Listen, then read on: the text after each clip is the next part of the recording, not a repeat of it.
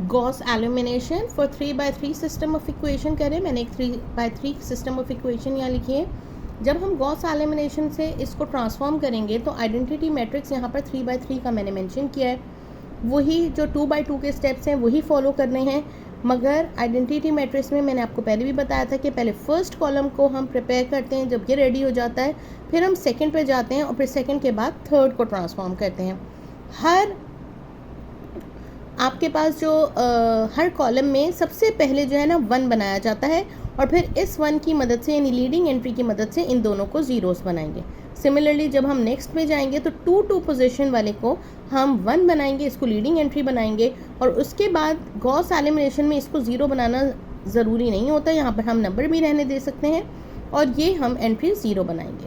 Similar 2/2 matrix में जैसे हमने काम किया था वैसे ही स्टार्ट करते हैं। सबसे पहले मैं इसको मैट्रिक्स फॉर्म में लिख लेती हूँ और मैट्रिक्स फॉर्म में 2 सबके कोफिशिएंट्स लिख लीजिए।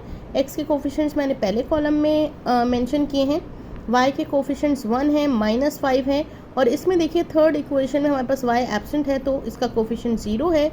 सिमिलरली z के कोफिशिएंट -1, 4 और -1 और यहाँ पर मेरे पास ये कांस्टेंट वैल्यूज ये मैंने मेंशन कर लिया। सबसे पहला टारगेट हमारा क्या है कि ये जो 2 है इसको हमने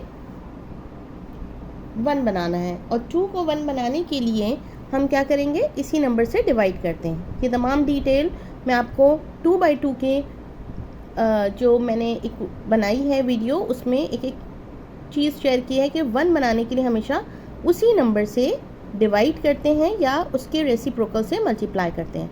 मैं चूँकि फर्स्ट रो पर ऑपरेशन करूँगी तो फर्स्ट रो की कैलकुलेशन के लिए मैंने इसको स्पेस रहने दिया है, बाकी रो 2 और रो 3 को मैंने एज इट इज़ कॉपी किया है r1 डिवाइडेड बाय 2। पूरी रो को मैं 2 से डिवाइड कर रही हूँ। It will be 1, 1/2, -1/2 and 7/2। Now what will be the next operation और the calculation which will perform. हमने करना है इस 1 को भी 0 ट्रांसफॉर्म करना है और इस 3 को भी। इस पूरे कॉलम को रेडी करने के लिए हम आइडेंटिटी मैट्रिक्स जो प्रिपेयर कर रहे हैं उसमें देखिए फर्स्ट हमारी एंट्री जो है वो लीडिंग 1 होनी चाहिए, वो हम बना चुके हैं। अब इन दोनों को ज़ीरोस बनाते हैं तो मैं फर्स्ट रो की मदद लूँगी क्योंकि ये 1 की मदद लेनी है। 0 बनाने के लिए हमें लीडिंग एंट्री की हेल्प की ज़रूरत पड़ती है।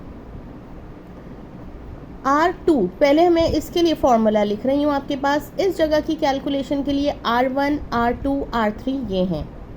सिमिलरली अगर मैं यहाँ की कैलकुलेशन करूँगी तो मेरे पास R1, R2 और R3 ये कंसीडर किए जाएंगे। सिमिलरली यहाँ के लिए मैं R1, R2, R3 इनको कंसीडर करूँगी एंड सो ऑन।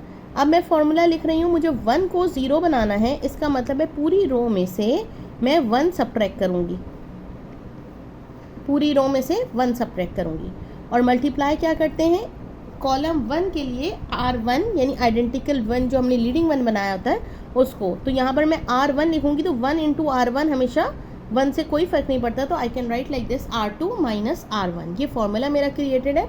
अब देखें R2 की वैल्यू में से R1 की वैल्यू को सब्ट्रैक्ट कर लीजिए, 1 - 1 0। सिमिलरली R2 की वैल्यू इस जगह के लिए R2 की वैल्यू में से R1 की वैल्यू यानी -5 - 1/2। आप इसको कैलकुलेटर में भी लिख सकते हैं, -5 - 1/2। ये देखिए -5 - 1/2 and you can easily get the answer -11/2। तो आप इसको कैलकुलेटर से भी टाइप करके लिख सकते हैं कि एक वैल्यू में से R2 की वैल्यू में से आपको R1 की वैल्यू को सब्ट्रैक्ट करना है। नेक्स्ट हमारे पास क्या होगा,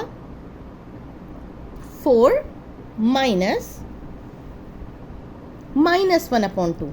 4 में से माइनस करेंगे -1/2 को और आंसर आ रहा है हमारे पास 9/2। सिमिलरली जब मैं -2 R2 की वैल्यू में से R1 की वैल्यू को सब्ट्रैक्ट करूंगी, -2 -7/2 और इसका आंसर आ रहा है -11/2। नेक्स्ट रो पे जाते हैं, इसको 3 को 0 बनाना है तो इसका मतलब है 0 बनाने के लिए पूरी रो में से 3 को माइनस कर दीजिए। जब पूरी रो में से आप 3 को माइनस करेंगे और मल्टीप्लाई किसको करेंगे, इस कॉलम के लिए लीडिंग वन क्या है, आपके पास लीडिंग एंट्री R1 पे मौजूद है। तो देखिए 0 बनाने के लिए पहले कॉलम के लिए R1 से ही मल्टीप्लाई करते हैं। 3 में से मैं यहाँ फॉर्मूला लिख देती हूँ, 3 माइनस 3, R1 की वैल्यू 1 है तो इट विल बिकम 0।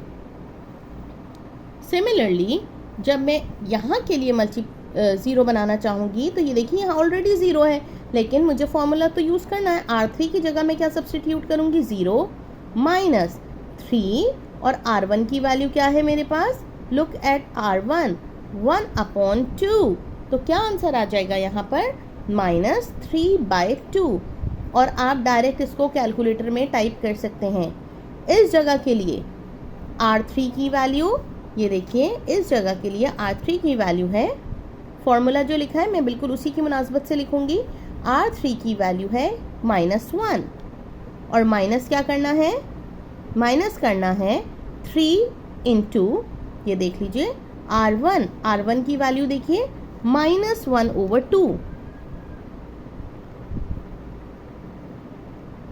ये मैंने टाइप कर दिया है पूरा कैलकुलेटर में।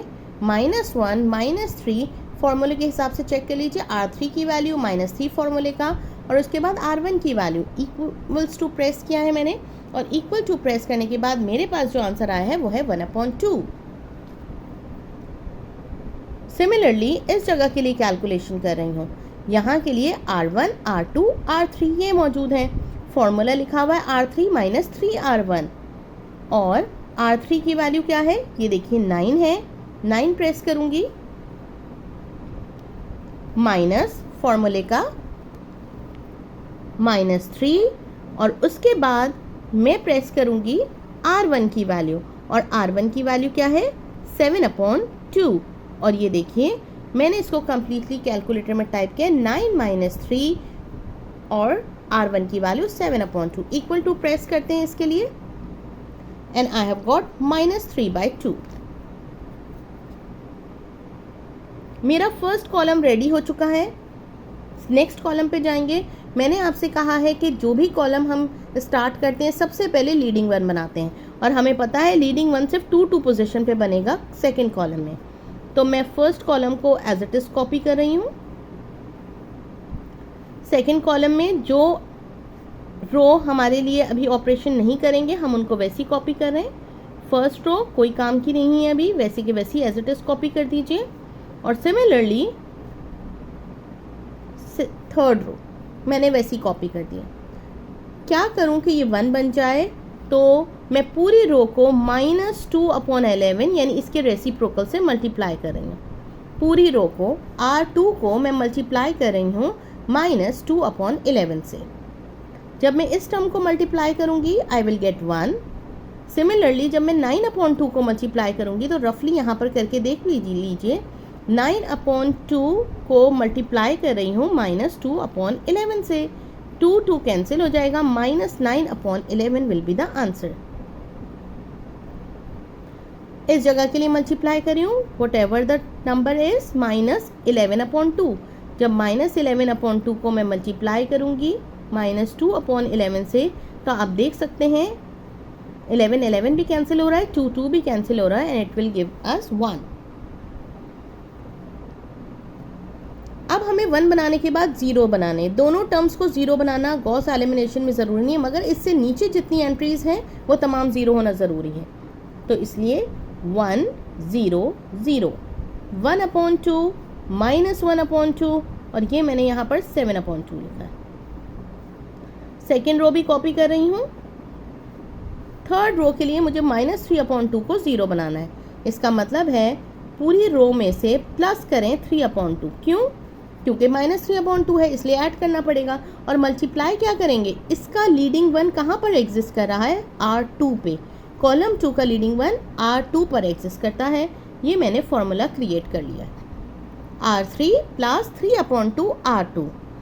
इस जगह के लिए तो हम जब सब्स्टिट्यूट करेंगे तो R3 की वैल्यू है -3/2, लिख लीजिए अपने पास -3/2, प्लस करना है 3/2 इंटू 1, तो -3/2 प्लस 3/2 इंटू 1, ये तो आ गया 0। इस जगह की कैलकुलेशन करें। R3 की वैल्यू देखिए क्या है, R3 की वैल्यू है हमारे पास 1/2। प्लस का साइन लगा रही हूँ, मैं डायरेक्ट कैलकुलेटर पे कर रही हूँ। 3/2 और उसके बाद R2 की वैल्यू चेक कर लीजिए। R2 की वैल्यू है आपके पास -9/11, तो -9/11 और ये मैंने यहाँ पर सब्सटीट्यूट कर दिया। 1/2 प्लस 3/2 -9/11, जो आपके पास यहाँ पर R3 की वैल्यू थी, R3 की वैल्यू है 1/2 प्लस 3/2 फॉर्मूले का है। उसके बाद R2 की वैल्यू देख लीजिए इस जगह पर -9/11 इक्वल टू प्रेस करते हैं, it will give us -8/11।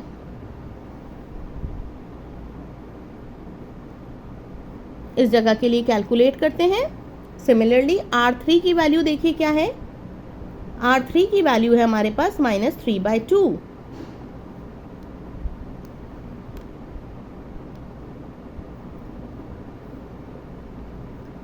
Plus 3/2 लिखिए। और R2 की वैल्यू क्या है, R2 की वैल्यू है 1, तो -3/2 प्लस 3/2 इंटू 1। ये देखिए मैंने पूरा फॉर्मूला क्रिएट कर दिया है। R3 की वैल्यू -3/2 प्लस 3/2 और यहाँ पर 1 वैल्यू, और ये 0 आंसर दे रहा है। फर्स्ट कॉलम रेडी है, सेकंड कॉलम रेडी है, और अब थर्ड कॉलम में सिर्फ और सिर्फ इस एंट्री को 1 बनाना है। इस एंट्री को 1 बनाने के लिए क्या करेंगे, वही प्रोसीजर के 1 बनाने के लिए आप इसी नंबर के रेसिप्रोकल से मल्टीप्लाई कर लीजिए। करते हैं इस नंबर के रेसिप्रोकल से मल्टीप्लाई, -11/8 R3, और ये हो जाएगा 1, और 0 को मल्टीप्लाई करेंगे तो 0। अब देखिए मेरे पास z की वैल्यू, यहाँ x एब्सेंट हो गया है, y एब्सेंट हो गया है, z की वैल्यू आ गई है 0। और आप चाहो तो इसको in the form of equations लिख सकते हैं। इक्वेशंस क्या होंगी, x + 1/2y - 1/2z is equal to 7/2। और सिमिलरली यहाँ पर देखिए x एब्सेंट है, we can write y - 9/11z is equal to 1। और ज़रूरी नहीं है कि आप यहाँ पर सब्सटीट्यूट करें, आप जो ओरिजिनल इक्वेशंस हैं आप यहाँ पर भी सब्सटीट्यूट कर सकते हैं। z की वैल्यू आप यहाँ सब्सटीट्यूट करेंगे तो सिर्फ ये इक्वेशन बच जाएगी, 3x is equal to 9। It means x की वैल्यू ऐसे ही 3 आ रही है आपके पास, ठीक है। आप यहाँ सब्सटीट्यूट कर लीजिए, ये पूरी टर्म 0 हो रही है तो y की वैल्यू 1 आ रही है,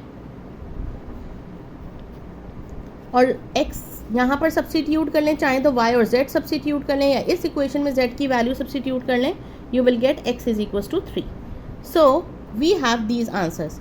आप इसको कैलकुलेटर पे भी चेक कर सकते हैं। इक्वेशन को मोड पे जाइए, इक्वेशन यानी 5 पर जाइए, और अब आपके पास 3 अननोन है। देख लीजिए 3 अननोन इक्वेशन, तो मैंने ये 2 प्रेस किया है, मैं टाइप कर रही हूँ इक्वेशन। 2 है x का कोफिशिएंट, फिर 1 है इज इक्वल टू, फिर z का कोफिशिएंट -1 है, और उसके बाद d यानी 7। नेक्स्ट रो पर आ रही हूँ तो नेक्स्ट इक्वेशन टाइप कर रही हूँ, 1 -5 4 -2।